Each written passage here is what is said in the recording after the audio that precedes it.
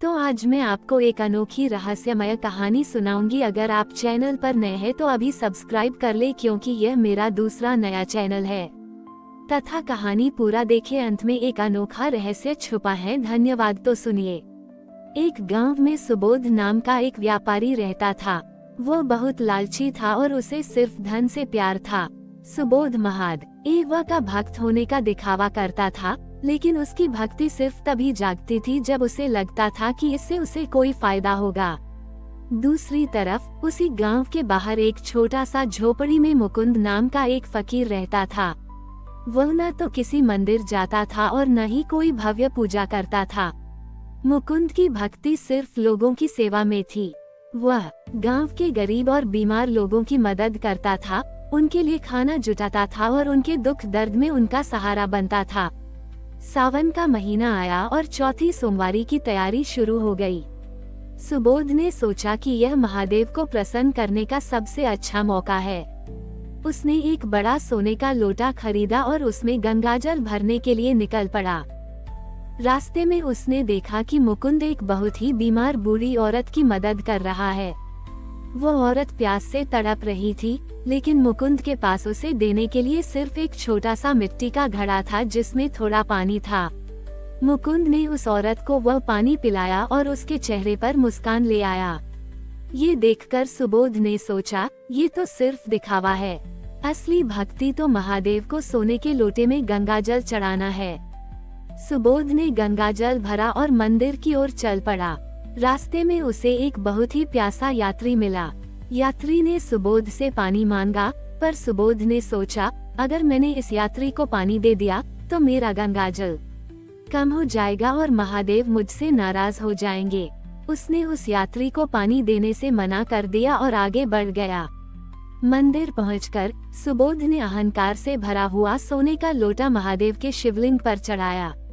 तभी अचानक एक जोरदार आंधी आई और वह सोने का लोटा शिवलिंग से गिरकर चूर चूर हो गया। ये देखकर सुबोध बहुत डर गया और उसे अपनी गलती का एहसास हुआ। उसी समय मुकुंद भी मंदिर के बाहर से निकल रहा था। उसने अपने मिट्टी के घड़े में बचे हुए थोड़े से पानी को शिवलिंग पर अर्पित किया।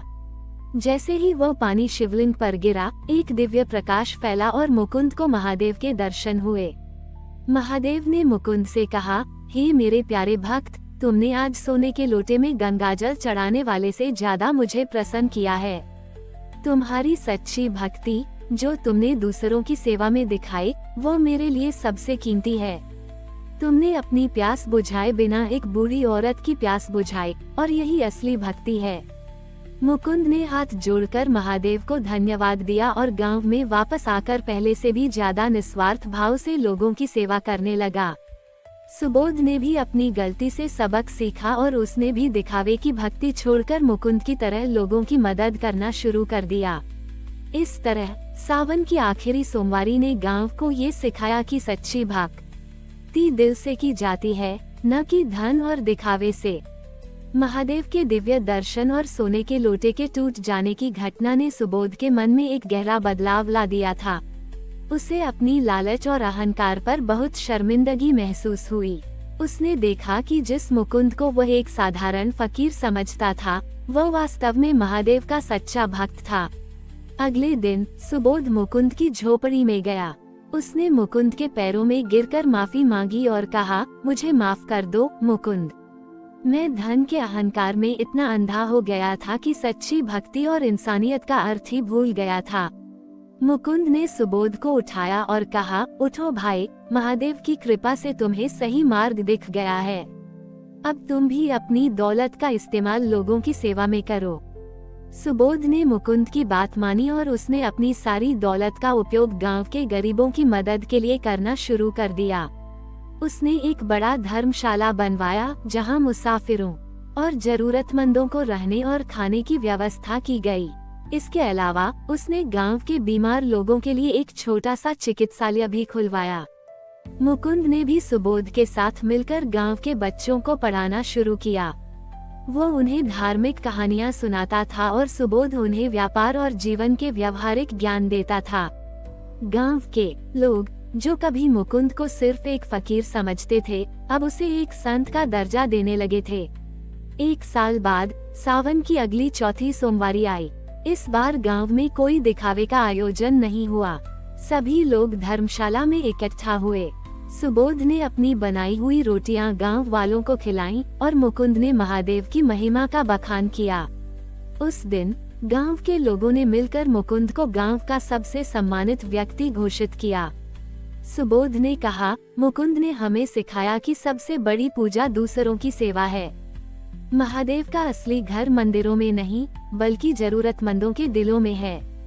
इस प्रकार सावन की उस आखिरी सोमवारी ने दो लोगों को ही नहीं, बल्कि पूरे गांव को एक नई राह दिखाई। मुकुंद की निस्वार्थ भक्ति और सुबोध के प्रायश्चित ने गांव में दया, सेवा और प्रेम की एक नई नींव रखी। सुबोध और मुकुंद की दोस्ती और उनके साझा प्रयासों ने गांव में एक नई क्रांति ला दी थी। गांव के लोग अब सिर्फ अपने बारे में नहीं सोचते थे, बल्कि सब मिलकर एक दूसरे की मदद करते थे। धर्मशाला और चिकित्सालय के बाद उन्होंने मिलकर एक और बड़ा कदम उठाया। सुबोध ने अपनी व्यापारिक सूझबूझ का इस्तेमाल करते हुए गांव के युवाओं को छोटे छोटे व्यवसाय शुरू करने के लिए प्रेरित किया। उसने उन्हें बिना किसी ब्याज के पैसा दिया और सिखाया कि ईमानदारी से व्यापार कैसे किया जाता है। मुकुंद ने उन युवाओं को जीवन में ईमानदारी और नैतिकता के महत्व के बारे में बताया। गांव के लोगों ने मिलकर एक सहकारी समिति कोऑपरेटिव सोसाइटी बनाई, जहां हर कोई अपनी मेहनत से कमाया हुआ कुछ हिस्सा दान करता था। इस पैसे का उपयोग गांव के विकास के लिए किया जाता था। इस समिति की मदद से गांव में साफ पानी के लिए एक बड़ा कुआं खोदा गया और हर घर में शौचालय का निर्माण हुआ। एक साल बाद जब शहर के बड़े अधिकारी गांव के दौरे पर आए, तो वे ये देखकर हैरान रह गए। गांव में न तो कोई गरीब था, न कोई बीमार। हर तरफ साफ सफाई थी और बच्चे स्कूल जाते थे। उन्होंने पूछा, आपक एक गांव में ये चमत्कार कैसे हुआ? गांव के एक बुजुर्ग ने उन्हें सुबोध और मुकुंद की पूरी कहानी सुनाई। उन्होंने बताया कि कैसे सावन की एक आखिरी सोमवारी ने गांव की दिशा बदल दी। अधिकारियों ने गांव को आदर्श गांव का दर्जा दिया और इस गांव को पूरे राज्य के लिए एक उदाहरण के रूप में पेश किया। सुबोध और मुकुंद, जो कभी एक दूसरे से बिल्कुल अलग थे, अब गांव के सबसे सम्मानित व्यक्ति बन चुके थे। उनकी दोस्ती और निस्वार्थ सेवा ने गांव को एक नई पहचान दी। सावन की हर चौथी सोमवारी को गांव के लोग अब महादेव की पूजा के साथ साथ सुबोध और मुकुंद की तरह दूसरों की मदद करने का संकल्प लेते थे।